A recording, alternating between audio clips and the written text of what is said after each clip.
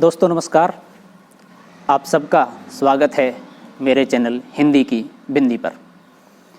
आइए आज कुछ नई चीज़ सीखते हैं हिंदी भाषा, हिंदी साहित्य, हिंदी व्याकरण में।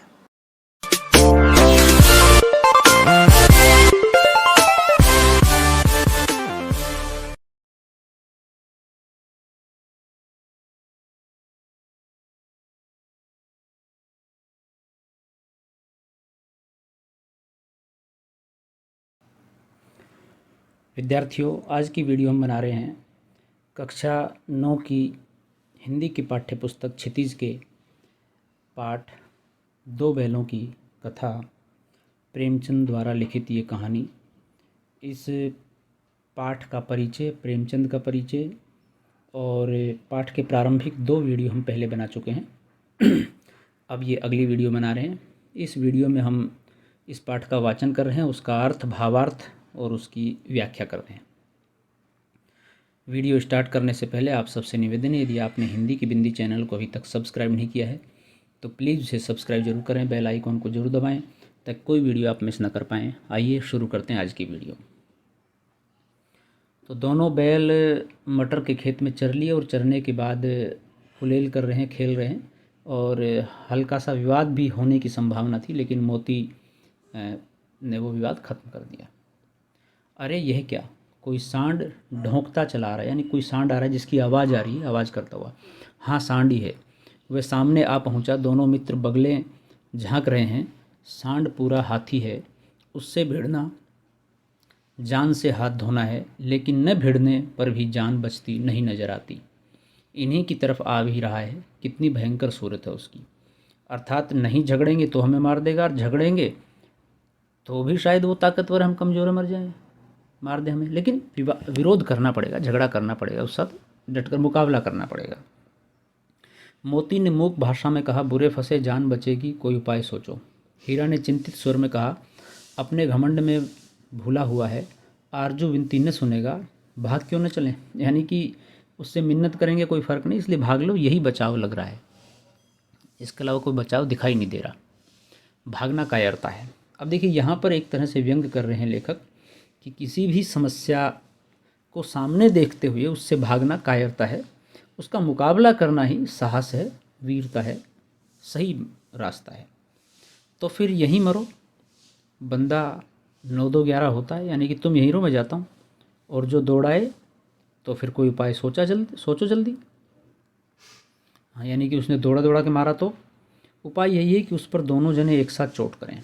मैं आगे से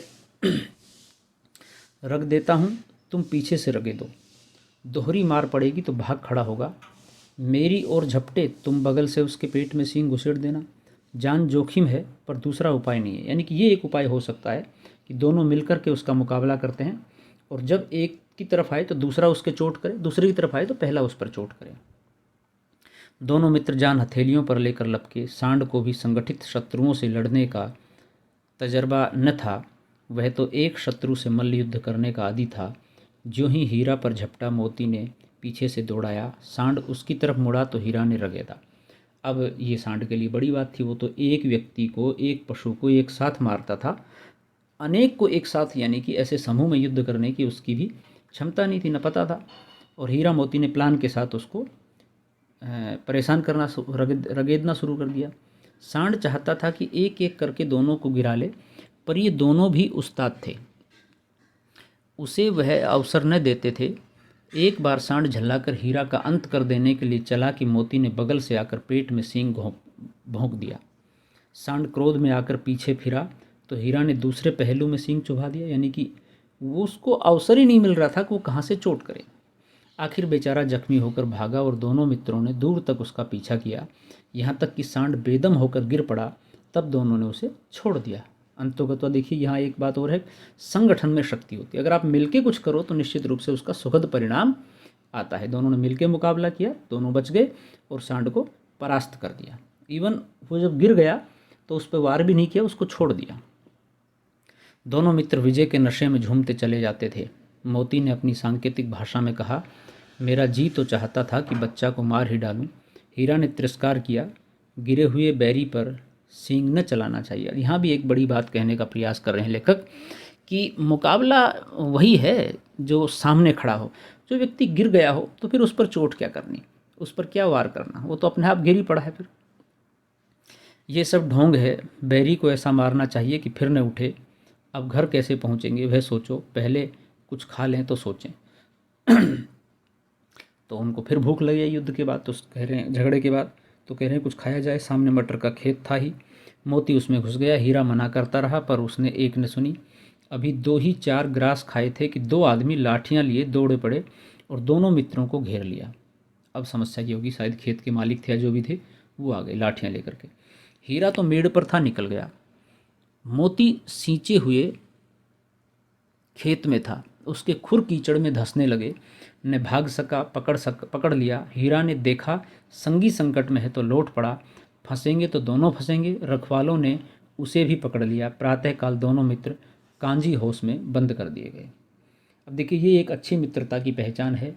जबकि हीरा बच सकता था चाहता तो, लेकिन वो डोल पर मेड़ पर होने के बावजूद भी, किनारे पर होने के बावजूद भी, जब उसका साथी मोती पकड़ा गया तो वो उसके साथ वहाँ आ गया और वो भी पकड़ लिया और कांजी हाउस में बंद कर दिया दोनों को। दोनों मित्रों को जीवन में पहली बार ऐसा साबिका पड़ा कि सारा दिन बीत गया और खाने को एक तिनका भी न मिला। समझ ही में न आता था ये कैसा स्वामी है। इससे तो गया फिर भी अच्छा था। यहाँ कई भैंसें थी, कई बकरियाँ, कई घोड़े, कई गधे, पर किसी के सामने चारा न था। सब जमीन पर मुर्दों की तरह पड़े थे। कई तो इतने कमज़ोर हो गए थे कि खड़े भी न हो सकते थे। सारा दिन दोनों मित्र फाटक की ओर टकटकी लगाए ताकते रहे, पर कोई चारा लेकर आता न दिखाई दिया। तब दोनों ने दीवार की नमकीन मिट्टी चाटनी शुरू की, पर इससे क्या तृप्ति होती। यानी कि दोनों भूख से व्याकुल थे, परेशान थे। और वहाँ के वातावरण को देखा तो पशु तो बहुत सारे हैं, जानवर बहुत सारे हैं, लेकिन सब बहुत दुबले हैं, पतले हैं, भूखे जैसे हैं कि मरे मुर्दे के समान पड़े हुए हैं सब।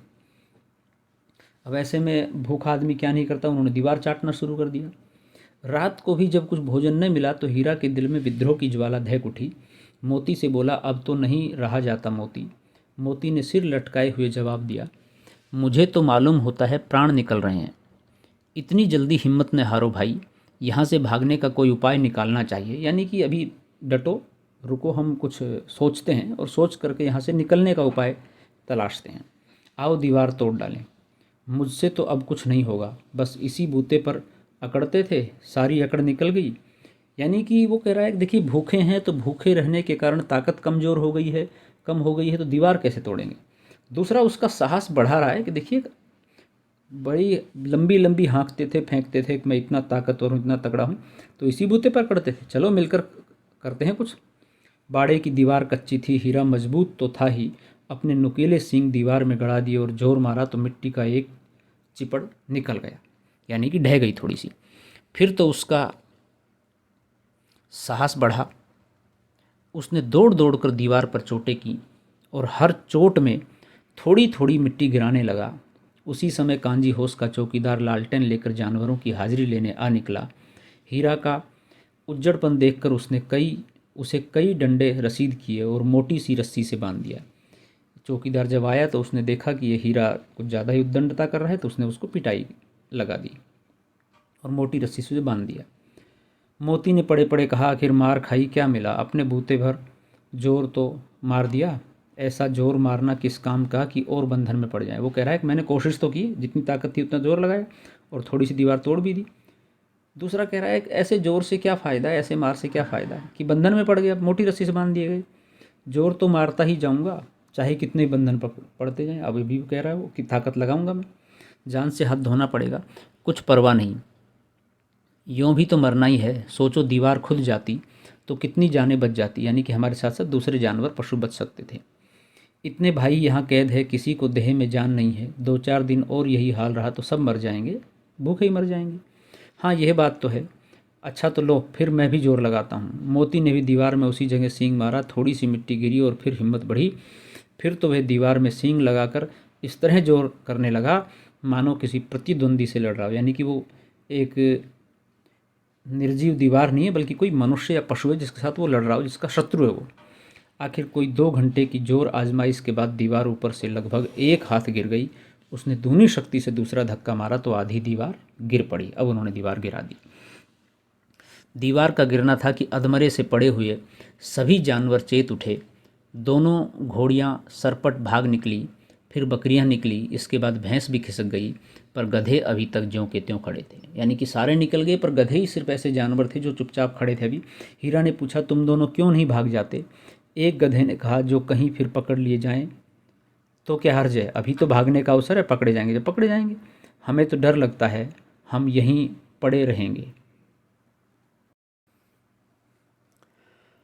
तो विद्यार्थियों, वीडियो काफ़ी लंबी हो जाएगी, इसलिए यहीं इसको स्टॉप करते हैं। वीडियो आपने देखी इसके लिए धन्यवाद। यदि अच्छी लगे तो लाइक कीजिए, शेयर कीजिए, कमेंट्स कीजिए और चैनल को सब्सक्राइब करना न भूलें। आपके मन में कोई सवाल है, कोई जिज्ञासा है, कोई प्रश्न है तो आप कमेंट्स के माध्यम से पूछ सकते हैं, हम उसका निदान करने की कोशिश करेंगे। शेष पार्ट अगली वीडियो में हम इस पाठ का पढ़ाएंगे। तब तक के लिए शुक्रिया, नमस्कार।